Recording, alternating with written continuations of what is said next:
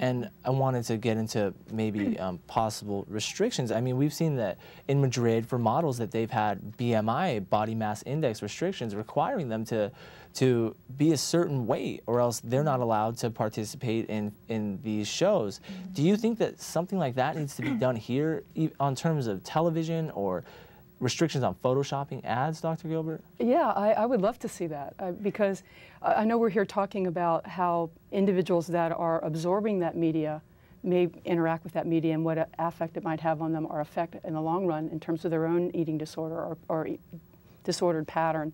But I think also the individual that's in the picture. Sometimes once it's photoshopped, now everyone thinks that that person needs to look that way, and it gets inside of their own mindset. And now we've got an unhealthful individual that's being actually looked at by individuals that are trying to model themselves after that. And we've gotten ourselves into quite an unusual pattern.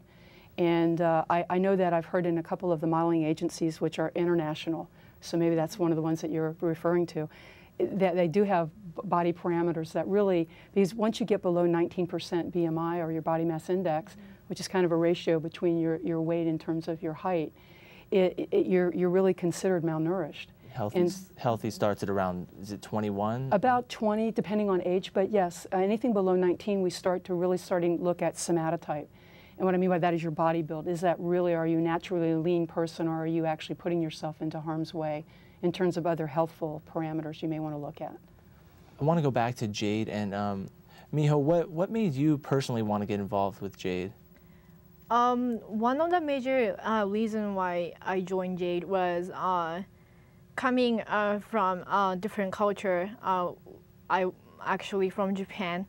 I got here about 5 years ago for college, and being exposed to completely different culture made me to realize that a lot of people are having issues in Japan with their body image or eating disorders or disordered eating.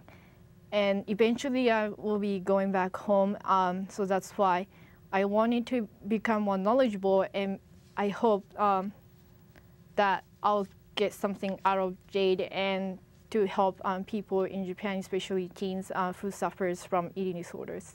Wonderful. And Darlene, can you explain exactly what Jade is and what they do on campus? Well, like as you said, like Jade stands for Joint Advocates on Disordered Eating. We basically go to different types of classrooms. It could be any kind. We encourage any classroom actually. The younger the better. You want to start with them younger. And we basically talk about the different types of eating disorders. Depending on the class level, we go actually more specific. If it's a psychology class, we'll go even into depth about psychological, what's going on in the brain. If it's going into media, like a class on journalism, we go right into media, what culture has on it. If it's a University 100 class, we go back to basics. So we want to be really careful, like what we say to students, and that doesn't go over their heads, you know. Then we actually, we stress positive body image. Not only that, but we talk about how, for us, the statistics is very important on campus because we want to reach not only college campuses, but hopefully later on the younger kid generation, because now that media has been very involved, it's attacking middle school, and not only that, but as their earliest is 5 years old. So it's really scary, and we know that generations, the more it goes, it's going to become even scarier. So might as well attack them when they're younger. Dr. Gilbert, have you noticed that eating disorders are, the onset of eating disorders is coming at a younger and younger age? Absolutely, and I think part of it is we're better at our diagnosis. It used to be that eating disorders were just one spectrum, but it wasn't in the DSM-3 or 4, so, which is the APA's version of how they list their diagnoses and the criterion of such. So from that perspective, it was very difficult, and people fell into these kind of holes where we really didn't have diagnosis for them. If you don't have diagnosis, it's hard to get the coverage that you would need to have them treated appropriately. And I think now we're just better diagnosed these individuals, and so probably a combination of both, you know, from that perspective. And we, I know you mentioned psychological causes of eating disorders. What are the causes of eating disorders? Dr. Gilbert? Well, I can start, and I don't want to, the peer counselors have a very good feeling for that. I know that as a registered dietitian, what we try to do is we look at the treatment in terms of when we're always thinking about treatment, we look at as a team approach. And what we're looking at is what is the underlying problem. generally the eating disorder is a coping mechanism for something else. Mm-hmm. And what we want to do is kind of stay in our lane. And what I mean by that is, as an individual that deals with food and food issues and dietary patterns, that's what I can bring to the table.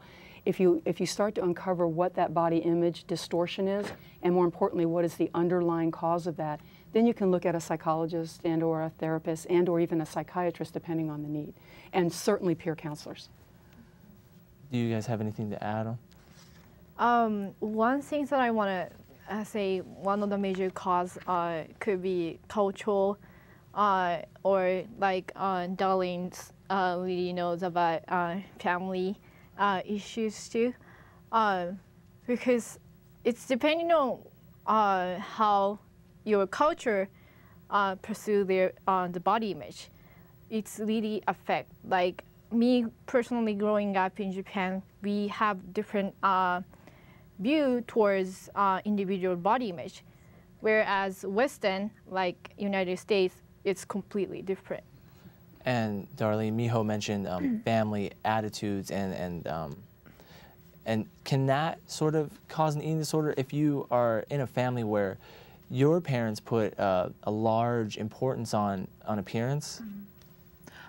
Actually, yeah. We have one criteria for the Jade. You have to write a research paper. And since I want to be a marriage family therapist later on, I actually wrote on family and how it affects in the household first. Your number one authority is going to be your parents, and whatever's at home you're going to practice. Regardless if you don't want to or not, it starts when you're a kid. So I wrote I researched about case studies on how parents, when they make the simplest comments toward their kids, it actually makes the biggest impact on their life.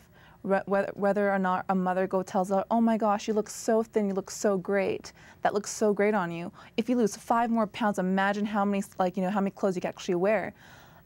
Even though the mom knows that she didn't mean to do anything wrong, it's the fact that she really wanted to mean well. But now the kid has in their mind, oh, if I lose weight, I look better, I'm prettier. That has the biggest impact. And also family meals. If you guys are sitting together in the mealtime together, you know what you're eating. And if you have that positive environment in the home, you're less likely to have an eating disorder or disordered eating because you have that positive environment and support in the household. When identifying eating disorders, what are some of the most typical warning signs, Miho? Well, there are 3 types of eating disorders Jade discussed on campus throughout the presentation. And one is anorexia, which can be characterized as severe starvation. People starve themselves, and they start to chop off their meals in little pieces, and then or skipping meals. That could be a warning sign also. For bulimia, people who are depressed, that could be also one of the warning signs, as well as like they eat and run to the bathroom right away. That could be also warning sign too. Binge eating could be something like, how can I say? Binge eating is very excessive, it's very consistent, and the only differences between the 3 is that anorexia has this complete intense fear of gaining weight. So when they have that fear, they have a constant control over what they're eating, when they're eating, how they're eating it. And sometimes you can't even see. A lot of people think that if you're skinny, you could trigger it more, but it even starts when you're actually bigger, and people don't understand that.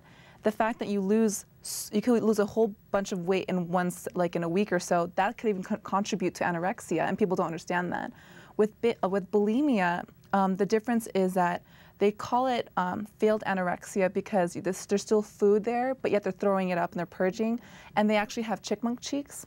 So they have swollen glands, and then also at the same time their teeth, they have, it's deteriorating due to the stomach acid.